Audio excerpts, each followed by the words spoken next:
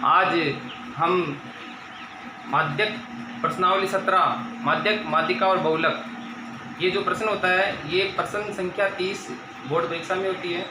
इसमें 6 अंक का होता है। ये प्रश्न अथवा का होता है, यानी इसमें विकल्प होता है। 2 प्रश्न होते हैं, उनमें से एक प्रश्न करना होता है, एक प्रश्न छोड़ना होता है। तो उस प्रश्न को निम्न तरीके से पूछा जा सकता है: माध्य, कल्पित माध्य, माध्यिका और बहुलक, ये 4 प्रकार के प्रश्न होते हैं। इसमें से प्रत्येक प्रश्न जो होता है वो 6 अंक का होता है।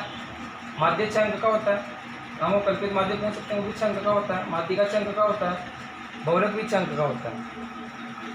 कभी कभी क्या होता है, किसी एक विकल्प में माध्य और बहुलक दोनों एक ही प्रश्न में पूछा जाता है और वो 6 अंक का होता है। तो इस दौरान हमें ध्यान रखना है कि दोनों प्रश्न करने अनिवार्य हैं। जो प्रत्येक प्रश्न 3 + 3, यानी एक माध्य 3 अंक का और बहुलक भी 3 अंक का होगा। माध्यिका और बहुलक किस प्रकार भी प्रश्न पूछा जा सकता है, ये भी 6 अंक का होता है।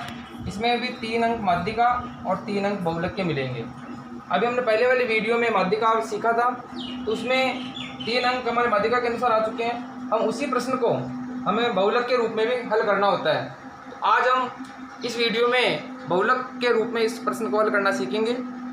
अब आपके सामने जो माध्यिका का प्रश्न था, उसी प्रश्न को मैंने वापस तैयार करके प्रश्न को तैयार किया है।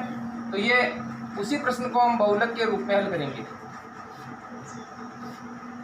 प्रश्न वही है, कोई भी अंक चेंज नहीं है। तो अब माध्यिका में हमने सबसे पहले CF ज्ञात किया था, लेकिन बहुलक में हम केवल सारणी का जो प्रश्न है उसको वैसा का वैसा रखेंगे। इसमें सीधा हमें ध्यान रखना है कि सबसे बड़ी बारंबारता कौन सी है। ऐप में जो बारंबारता होती है सबसे बड़ी बारंबारता के सामने इसको हमको बॉक्स बनाना। तो सबसे बड़ी बारंबारता अपने पास आ गई 44। यहाँ लिखेंगे सबसे बड़ी बारंबारता 44 है। तो 44 का वर्ग अंतराल 40 से 55 है।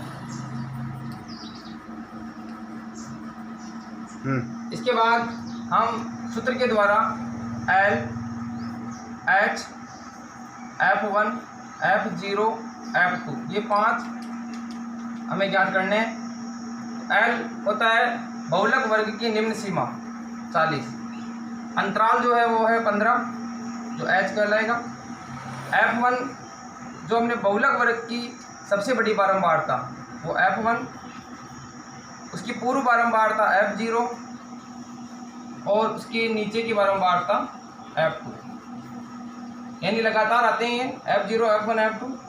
जो बहुलक वर्ग होता है वो बीच में F1 होता है। इसके बाद आगे बढ़ेंगे, सवाल हल करेंगे। सबसे पहले अपने को सूत्र लिखना है। सूत्र होता है इसका L + F1 - F0 2F1 - F0 - F2 × H। अब जो हमने यहाँ 5 चीज़ें लिखी, इसमें से सूत्र में लिखेंगे। सबसे पहले L लिखेंगे 40, F1 44 माइनस होगा F0 जो 20, 2F1 यानी 2 के और F1 के बीच में गुणा का निशान। F1 44, F0 अपने पास था 20 और F2 हो गया 26 इंटू H का मान था 15। सूत्र में लिखने के बाद आगे हम L को वैसा वैसा रखेंगे लास्ट तक, 40+ लिखते चलेंगे और बीच वाले हिस्से को हल करेंगे। इंटू H भी वापस लिखेंगे। 44 में से 20 गए, यहाँ बचता अपने पास 24 और 44 × 2 ये हो गया 88 - 20 - 26, यानी 88 में से 20 को घटाएंगे, फिर उसके बाद जो उत्तर आएगा उसमें से 26 को घटाएंगे। तो वापस लिखते हैं 40 + 24 बटा 88 में से फिर 20 गए तो अपने पास बच जाते हैं 68, इसमें से फिर 26 घटेंगे इंटू 15।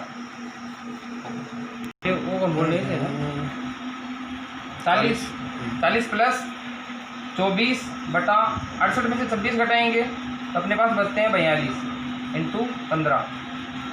40 + 24 इंटू 15, 24 को 15 से गुणा करेंगे तो अपने पास आते हैं 15 चौक 60 के 0, हासिल के 6, 36 है 360 बटा 42।